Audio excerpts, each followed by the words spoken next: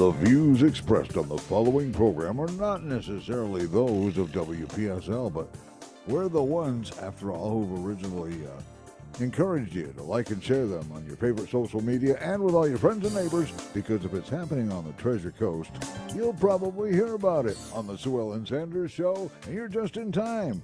Here's the host, the one and only Sue Ellen Sanders.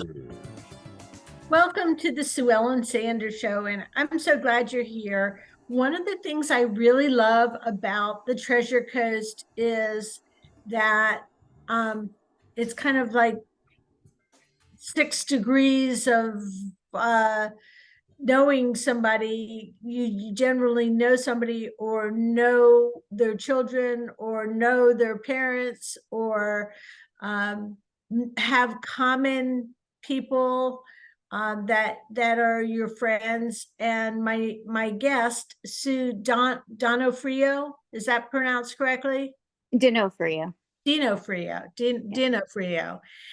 is one of those people. She and I haven't met, but I know her daughter. I knew her daughter, and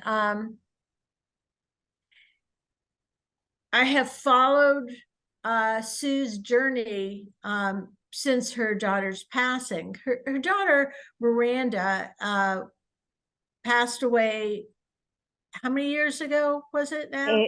It was just 6 years ago, a couple of weeks ago. Okay, I knew November was the anniversary of her death. Miranda passed away 6 years ago, and she was 20 years old, which is devastating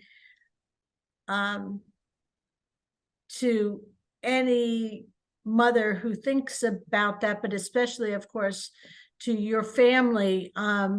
And she passed away from an asthma attack, and you didn't even know she had asthma. So as tragic as that can be, I'm so admiring that you began a nonprofit in her honor to help other people. So let's talk about that for a little bit. Let's talk about Miranda, who she was, what she was like, and how your nonprofit was formed. Can we do that? Sure. We can start with Miranda. She was born on Cinco de Mayo. So that was always a big thing, that Cinco de Mayo people celebrate anyway, and it happened to be her birthday. So I still do that. I still make that day special. And she graduated from Port St. Lucie High School. So she loved the drama department, not so much on stage, but more behind the curtain. She was a little shy when it came to certain things, but she loved her friends. She was very social. She went to private school up until high school, and then decided that, she wanted to experience more socially. So we lived by PSL. So she graduated in 2015, and she worked at Old Navy in the mall. And then she transferred to Orlando to go to UCF. So she was a junior when she passed away. She was studying criminal psychology. Let's see, what else can I say about her? There's so much. We could be here for hours. She was such a good kid. She made it so easy to be a parent. We never had any problems with her, and she was silly and goofy and had this quirky sense of humor. She loved Disney, and she was busy all the time. So when she decided to go to UCF, it was a great decision for her because she is so social. So she was having a great time there. She loved it.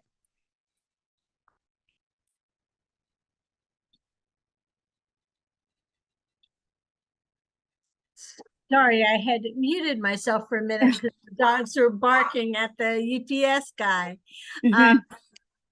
It seems like Orlando is a great place to go to school for a Disney loving young lady as well. And I know my son Jake was part of the drama program at Port St. Lucie High too. He was in the class of Joey Machesko, and I know Miranda was Sarah Machesko's age or close to it. Yep. She Then, and that's kind of what I was talking about with the different degrees of separation, because I'd heard of Miranda before I had heard of her death, and sadly, and I remember seeing over the social networking that pray for Miranda when it had happened. And I said, was she sick? To a friend we had in common, and she said, no. The friend Marie said, no, she just died suddenly of an asthma attack. And I said, well, did she have asthma? And she said, no, not that anybody knew. And that's something about asthma that that is really scary, because A, a lot of times people don't know they have asthma, and B, a lot of people don't realize that you could actually die from an asthma attack. So that I'm sure that was just a terrible day for you when, you know, when you got the call and you knew that she had been taken to the hospital. What kind of symptoms was she having? Well, she had strep throat the week before. So she was on a Z-Pack. She has had seasonal allergies, like, when the pollen is blooming and, the stuffiness. So she had an inhaler just for chest congestion that she only had to use, if she was going through the seasonal allergies. And I believe she did use it that night, but she didn't use it in time. Had she probably had an EpiPen, that would have made a big difference. But, we can't answer those questions now. But I had talked to her at 11:20 that night, and I was going to see her in the morning. My friends and I were going to Orlando, and she said, well, I'm really not feeling that great. So I said, well, maybe, you still are not feeling well from last week. Get some sleep. I'll talk to you in the morning when I get to Orlando. That was at 11:20. By 11:45, she started coughing. She was not alone. She was with her roommates. Excessive coughing, having trouble breathing, and things just started happening from there. She had very low pulse. They called 911, and the paramedics worked on her for a while, got her into the ambulance, and she passed away on the way to the hospital. Wow. So when you and your husband got the call to meet them, that you had been taken to the hospital, you didn't know at that point that she had made it. We didn't know that she had passed away until we got to the hospital. They had called and spoken to her dad and said, we are resuscitating her. I did not know this. And even if I had known that, I don't know that I would have really realized the extent of how serious that was. So we got to the hospital, and they put us in this little room, and I was like, why are we in this room? Why aren't they just not taking us to the back? And he's like, well, maybe they want to come and talk to us first. And then they came in and said that, they worked on her for an hour, even though they knew that they probably couldn't bring her back, but they just felt like they had to.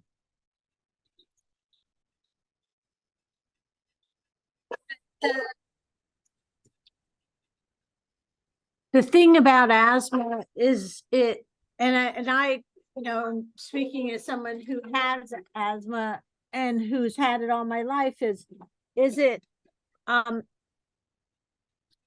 it goes from bad to worse quickly. You don't know how quickly it's going to go from bad to worse. And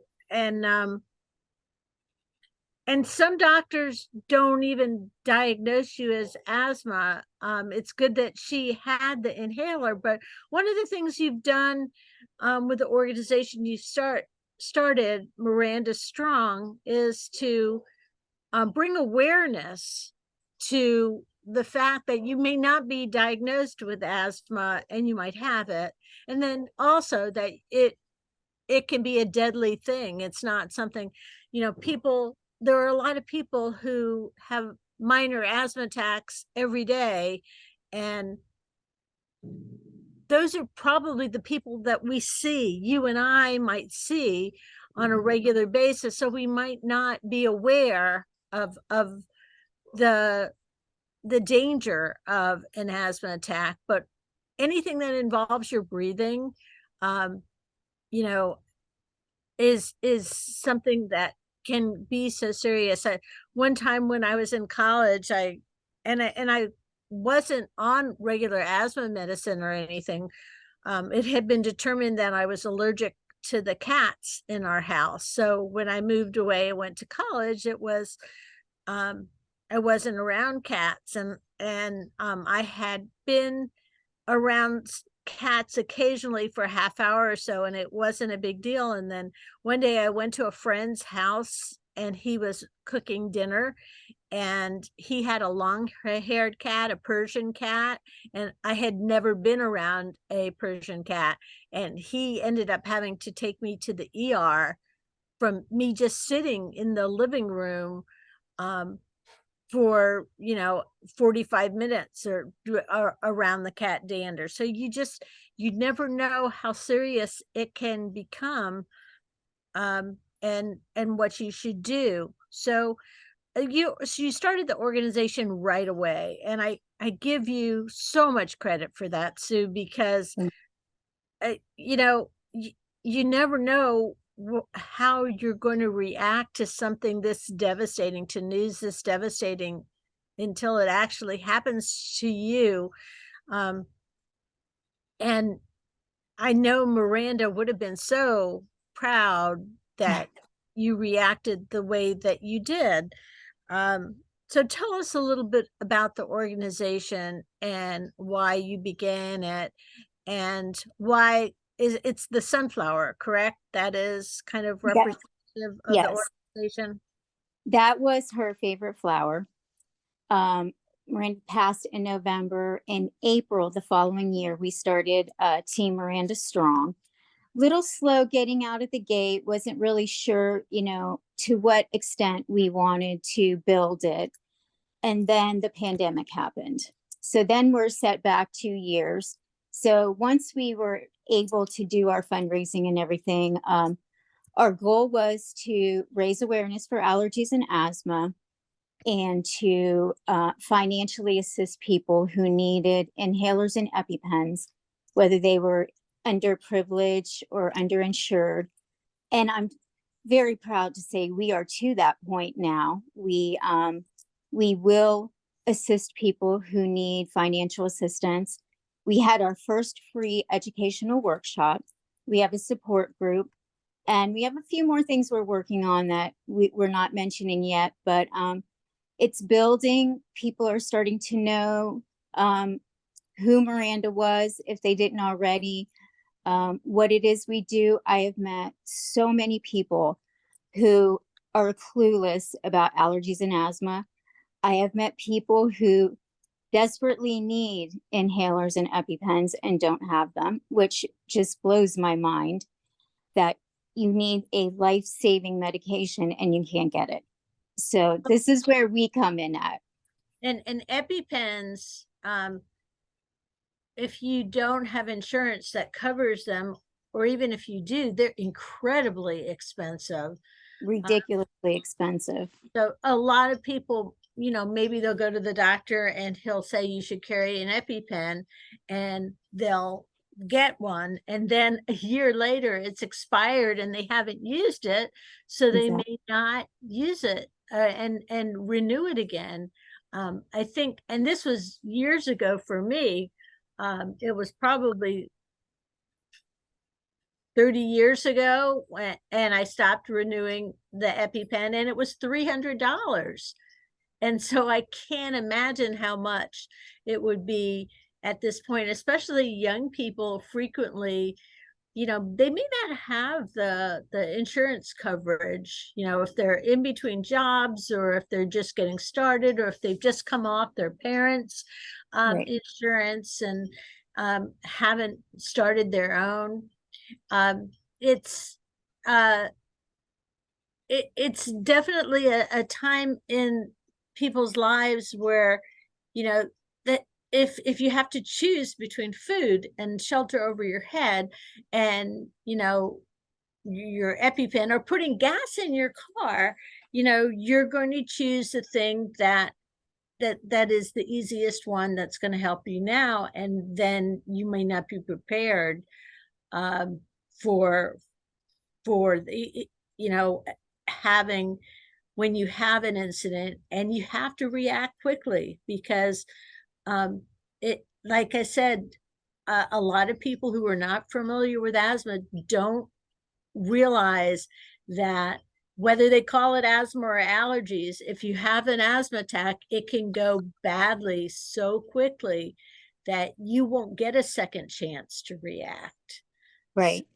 And those are called allergic asthma attacks, when you have a severe allergic reaction to something, and then you develop asthma over it, which is what I think happened to Miranda. But people I have met say, oh, asthma attacks are not that common. Yes, they are very common. Mhm. Death from an asthma attack is more common than people realize. Really? Yes. So I'm sure that when this happened to your family, you spent a lot of time, searching and trying to find out, was there anything you could have done? Was there anything that was a warning? Not that would have made a difference in your case, but it might have made a difference for somebody else. And if you're carrying information to other people to keep that from happening to their family, you want to know as much as you could know. Yep. So tell me some of the things that surprised you that you discovered. Some of the things that surprised me, oh goodness. I think I was so uneducated before, that everything is just, the whole, I can't imagine gasping and not being able to breathe. I can't even imagine that feeling of suffocation. The panic you have when you can't breathe. I can't even imagine that feeling. And just the whole coughing and the struggling to breathe, and there's just so much, and even studying the whole food allergy thing, because we're not just asthma, we're allergies and asthma, which includes environmental allergies, food allergies. So all that is part of Team Miranda. And I have now, when I hear the news that someone has passed away from asthma, I'm like, and they might be people that are famous, or a sibling of somebody that was famous. And it's just like, wow, I mean, this really is happening. This is very common. So we are our kind of campaign motto right now is breathing together better. And we hope that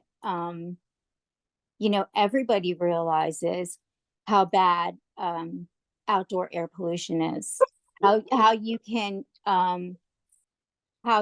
compromise your indoor air pollution.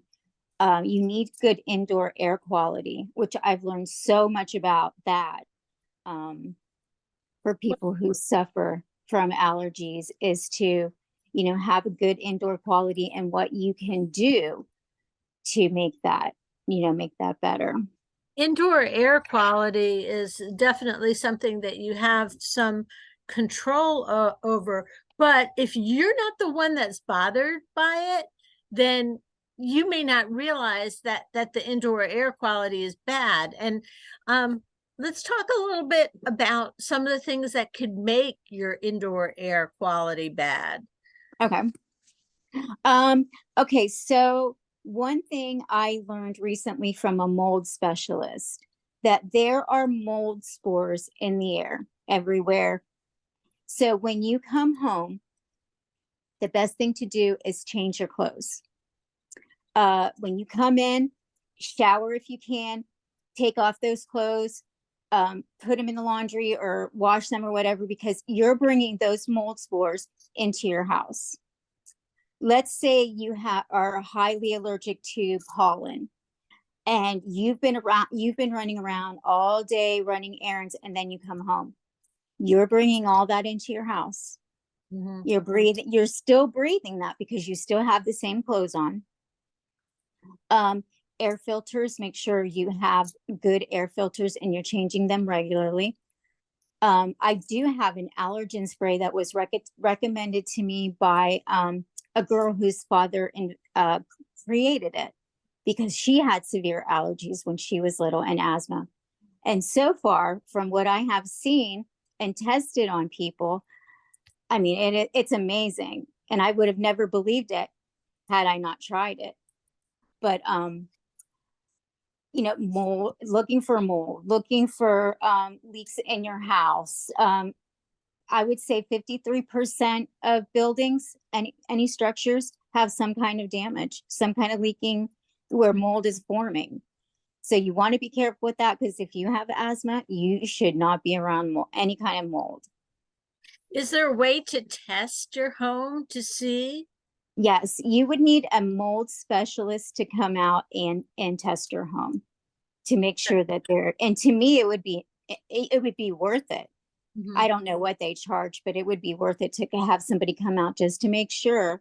Because, you know, in Florida, our homes get damaged by storms. Yes. And you don't know to the extent of what damage you have.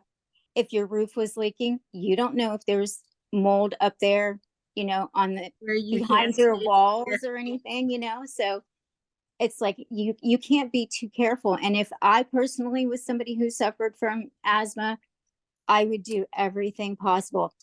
Have the right vacuum cleaner.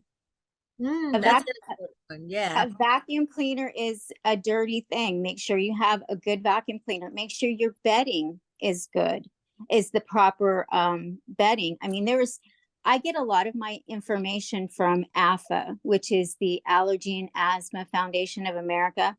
They provide me with all my materials that I pass out. And I have learned so much from them, and they have been such a blessing to me. And there's a whole section on their website about certified products in your home that you should be using, in air filters, bedding, vacuum cleaner. Those are all things that if you look for that little certified mark, you know you're getting a product that's been tested extensively against allergies. With vacuum cleaners as well, a lot of times you'll see in the small print where it says that it's especially effective for mold or for cat or dog dander. And some vacuum cleaners blow a fine mist back out at you, and you may not be able to see it, but somebody who has breathing problems sure can feel it. Right. Allergies are very often not only they can be caused, of course, by food. They can be caused by animals. They can be set off by, you know, somebody who gets sick. The first thing that may happen to them if they have a history of asthma or allergies is it affects their breathing. And of course, during COVID, we discovered that that some people who had breathing difficulties, that people who had breathing difficulties to begin with, were so much more at risk for more severe difficulties, and some people who didn't have any problems before COVID began to have problem. So there couldn't be a better time for you to be going out with your message, talking to people about it. Mhm. So you're passing on information. You have a website, keep Miranda Strong. You have a board that is active, and you do fundraising activities to get information out to people, because it's not free to put all this stuff together. It's not something that you're not a millionaire, you can't do that on your own. Right. So you have people, and you have sponsors who are a part of it. So let's talk. I know you have an event that's coming up in January, correct?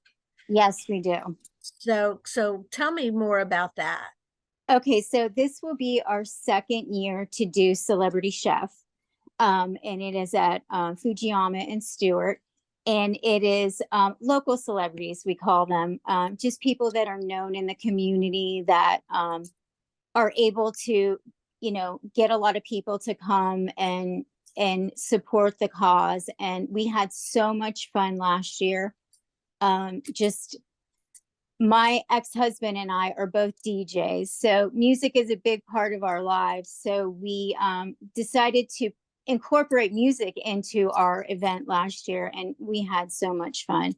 So yeah, we're getting ready to do it again on January 22nd. And just everyone is just so good to us, as far as wanting to support us.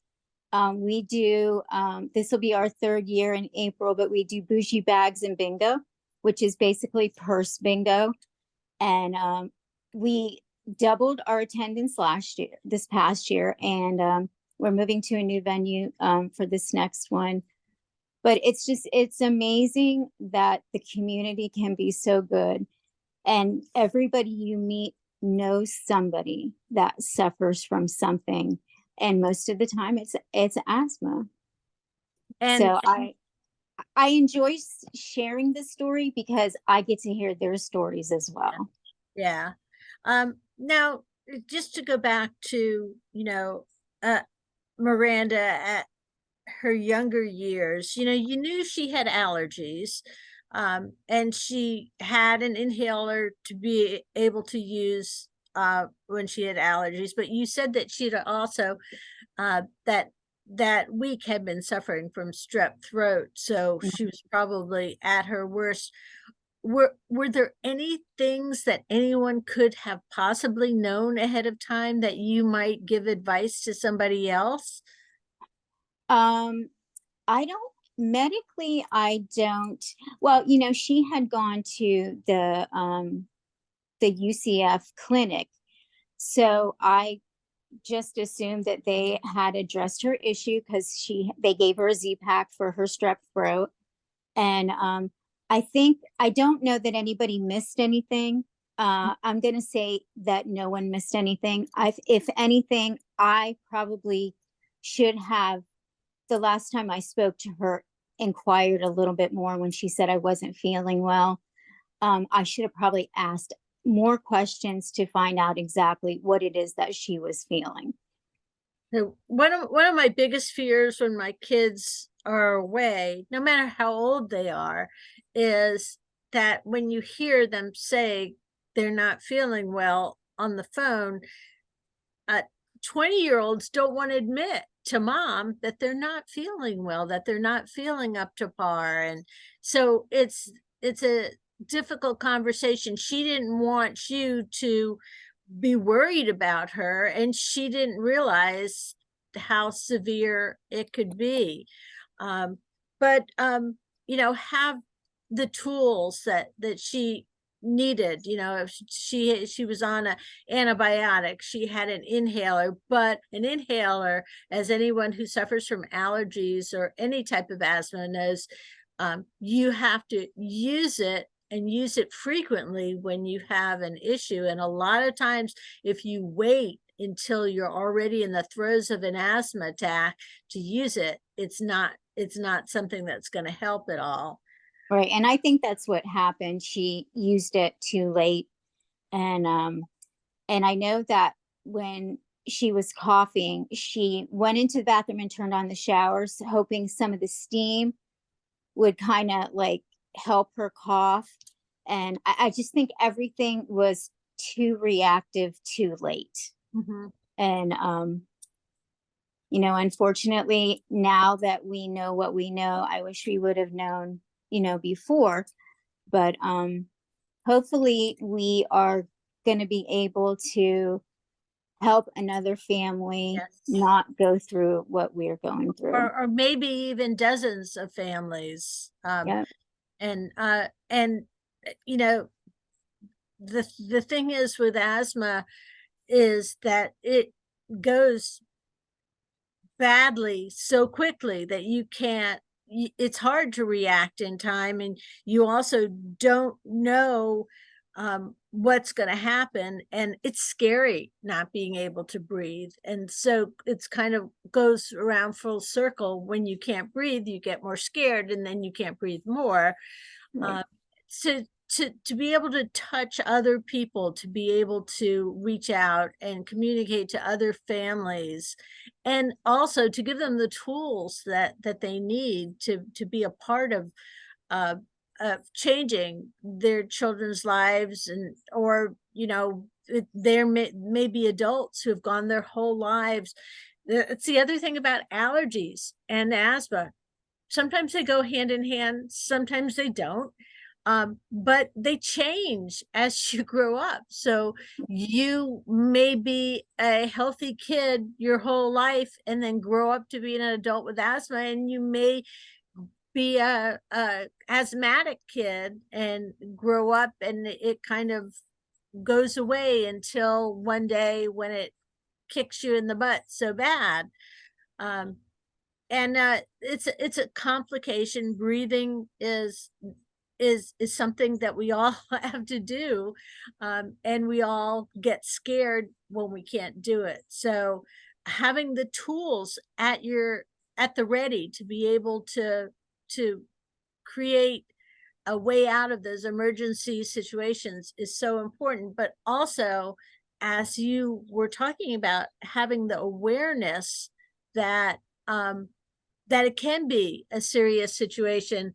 And you know what is the best sign to me of how serious a breathing situation can be is that when you go into an ER room, if you're having difficulty breathing, you get moved up to the top of the chain of priority if you're having.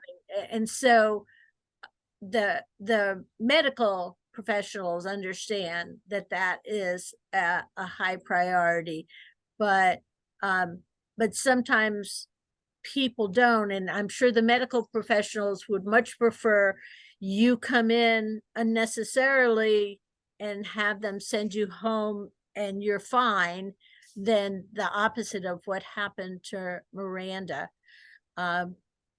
So it's Miranda touched a lot of people when she was alive because, you know, we knew her name, we knew of her as well. And being behind the scenes at the drama department was a fun place to be. And it was such a fun group of kids, of young people. Do you stay in touch with a lot of those people now? Because I notice a few of them are still involved in your fundraising efforts. Yes, there are several of them that still keep in touch. I see Mr. Madden quite frequently. He's come to some of our fundraisers, and everybody is still, you know, I still get messages from them that say, I still miss her, or I was thinking about her the other day. And I think that's important for grieving parents. They don't want their children to be forgotten. And just for a friend of hers to, you know, reach out just randomly and say, hey, Miranda's been on my mind. I mean, that does a lot. That really makes you feel good that your child left this legacy and people still remember her. that's something that I have always wondered about, because when you're talking to somebody who's lost a loved one, sometimes you're afraid to talk about them and to mention fun things that happen because you think it's going to make it worse. But the survivors, it's important to the survivors that they, like you said, that they cherish their memories and can tell you the little stories that maybe you can't share Miranda's future, but you can share more new stories about her past. And Right. it kind of gives you a window into her life that you may not have been aware of. Well, when people say, well, I didn't want to mention her because I didn't want to make you feel bad, you can't make me feel any worse than I feel. So by you mentioning her, that does the opposite. That makes, a grieving parent feel better. There's a lot of things I found out about Miranda after she passed away that I did not know. I did not know about her helping, going over to a friend's house in the middle of the night whose boyfriend broke up with her, or the girl at school that was being bullied, and Miranda kind of took over and, helped her through it, even though she herself had been bullied before. So, I mean, you find out a lot about, even from my mom. She's like, we went to lunch and there was an older woman sitting there by herself, and Miranda anonymously paid for her breakfast. And I'm like, why am I just finding out about these things? It's so strange. But, that was Miranda. She didn't need everybody to know what she was doing. But, yeah, it's been, I have to say, Team Miranda Strong has been a blessing, but then there are days that I'm not up to it. I just have to table it for the day and then maybe go back the next day and work on it.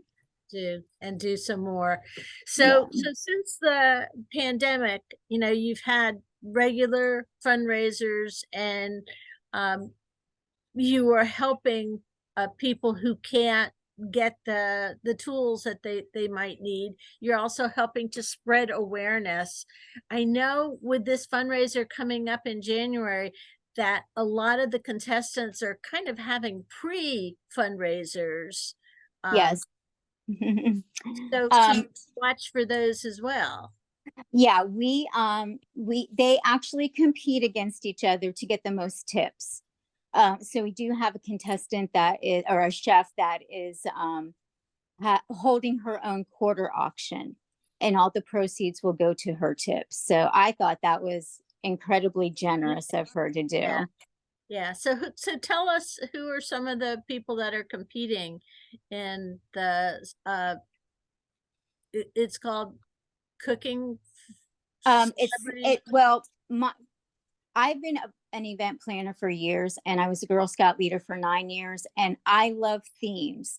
So I said, if we're going to do this celebrity chef, we need some kind of theme. So it's called So You Think You Can Cook, Celebrity Chef. We have Jennifer Picardi, who is the president of the Fort Pierce Women's Club. We have Michelle Miller, who's the clerk of court. We have Russ Miller, who is the singer in Metalicious, which is an 80s band that my daughter loves. Yes.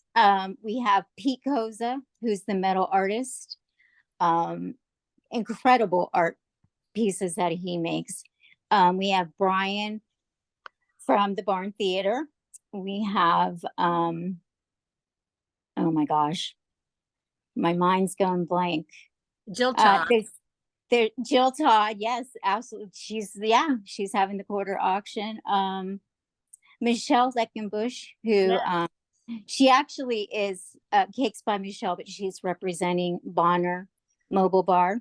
Mm-hmm. So a lot of party people. Yes. Oh yeah. To have fun. Yes, definitely party people. And we had party people last year, and it's just so much fun because you get, you have an enjoyable meal.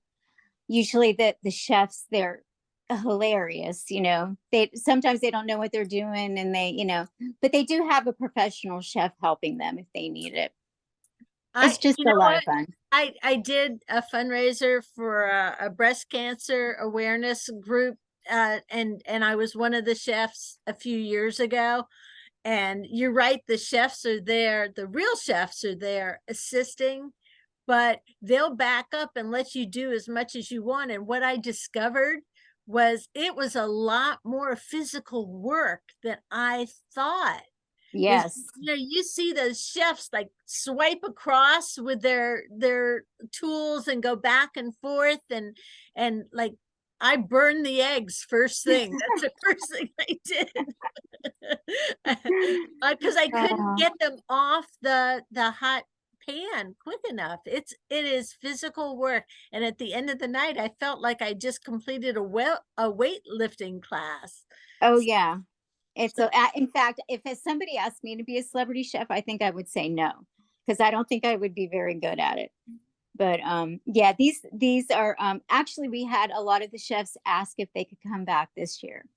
So that was nice. So we brought a few back that were a lot of fun, and then we tried to, bring a lot of new people back, because that expands your audience, having new chefs.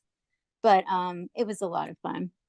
Yeah. And I think for like 3 days, people did nothing but post videos and just talk about it for like 3 days. It was constant. Every time you turned on Facebook, it was something from that event. So that I was very proud of that.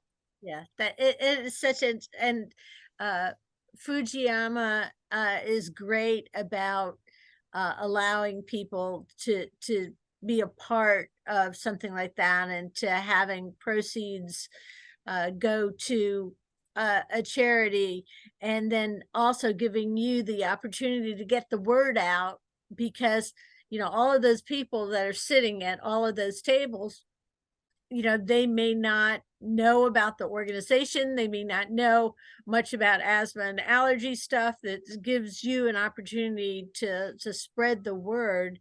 That is so important, because and I know the stats better than I, but such a great percentage of people have some kind of disease that involves breathing problems, and whether whatever stage of life that they have it at, or they might suffer from it their whole life. And I know when I was little, people were still smoking in restaurants, and they were still smoking in offices and whatnot. And I had asthma, and as I got a little bit older, it created a situation that made it difficult, more difficult for me because of my asthma.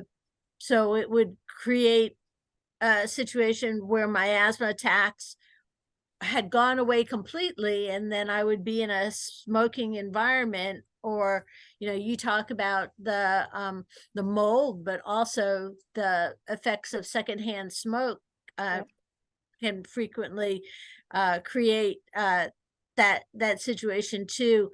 And so somebody who doesn't have allergies and someone who doesn't have asthma may not, they may say, I don't smell anything, it's nothing bothering me. It could be something so random as hay, or a horses or something like that. And you think, well, I'm never going to be around hay or horses at all, and then you go to something that's decorated for Halloween, and they say, okay, here's our photo place, you're going to sit here on the hay, and all of a sudden, you can't breathe. You can't avoid everything 100%. You'd have to live in a bubble in order to do that. Yes. Yeah. And nobody wants that for any of their family members. Not at all. So tell us how people can find out more about Team Miranda Strong. We have a Facebook page, teammirandastrong.org. We have Team Miranda Strong on Facebook, which we update daily with allergy and asthma information and events that are coming up. Social media is such a great thing. I don't know what we would do without it. We are on Instagram. So that's basically what we use to get the word out. And we also participate in other events that other community events that we become a part of. So we don't just do our own things, we participate in others too. So if people want to contact you Mhm. to, make a donation or to find out about special events, they can go to the Facebook page for Keep Miranda Strong, but there's also a website that has all sorts of information. And Mhm. if they want to volunteer and help you with one of your activities, is there a way to sign up through that as well? Yes, so they can donate on the website and they can also sign up to volunteer. We do have a volunteer coordinator that gets back with them and will, for whatever event is coming up, they, will put them in a volunteer position. We do have students from the high schools that volunteer because they need hours. Mhm. We give out a $500 scholarship that at first it was more my ex-husband and I handling, and we give it out.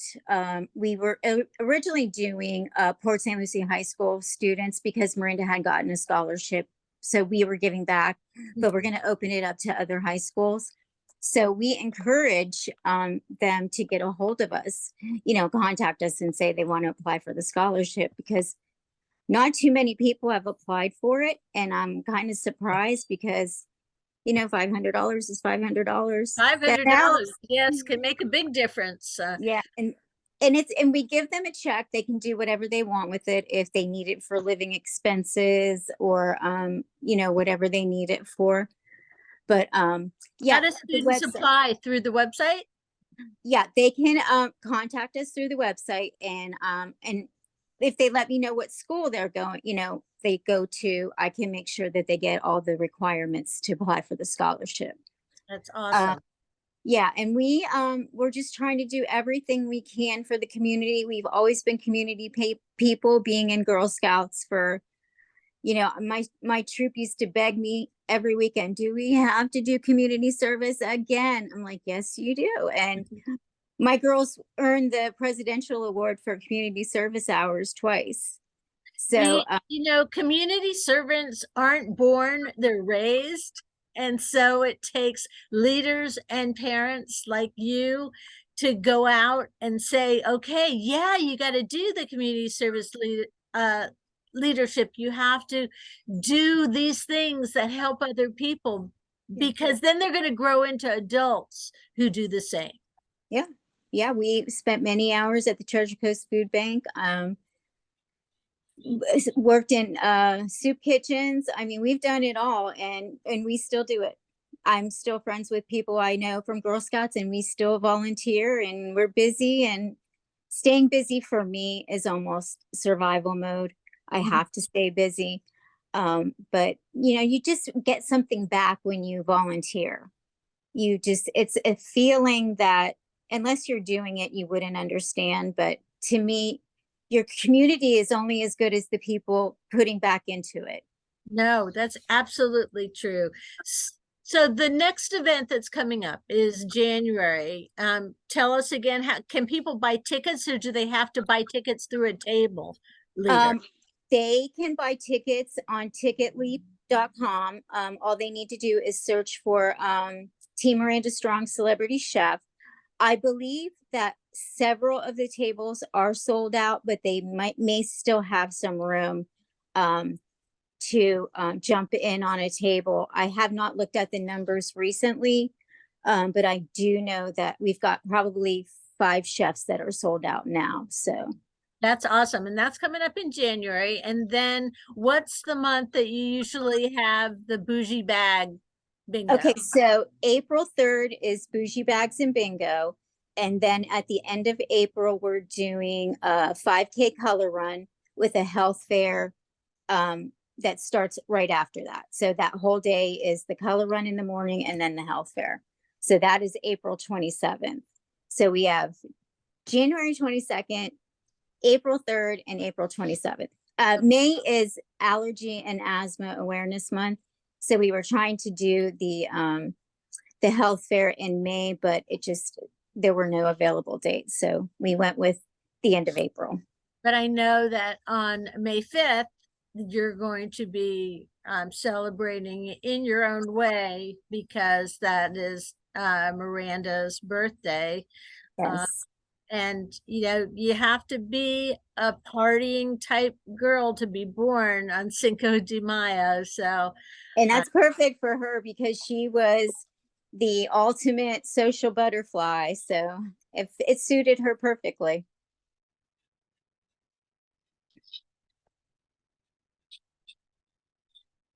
my dog seems to think that she's the butterfly too. What's going on today is my husband is outside hanging Christmas lights. Oh.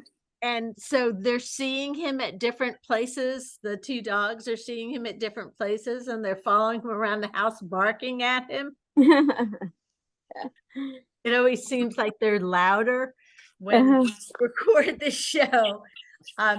So Sue, I really appreciate you taking the time to speak with us and to get more information about Team Miranda Strong Out There again.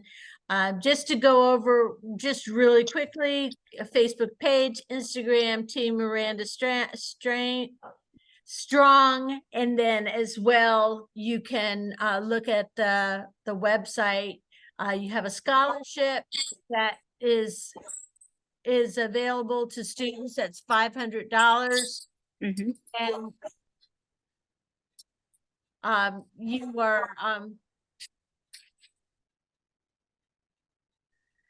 you are continuing to do events year after year. It sounds like your events are growing. Yes. And more popular, and the word is growing, and that's what's really important. I appreciate you taking the time to be with me now. You've been listening to the Sue Ellen Sanders Show. I'm here every week with more. We're going to say goodbye for now, and happy holidays, and so good luck with your January event coming up. I can't wait to see who wins. Thank you, and thank you for having me. Thanks. Sue Ellen Sanders Show, weekends, 7:05 a.m. on WPSL. Archives are on YouTube. Binge watch some Sue Ellen Sanders at WPSLTV.com. That'll take you directly to our YouTube page. This is WPSL Port St. Lucie, the talk of the Treasure Coast. Webcaster to the world on Google Home, Alexa, and the TuneIn app on your smartphone.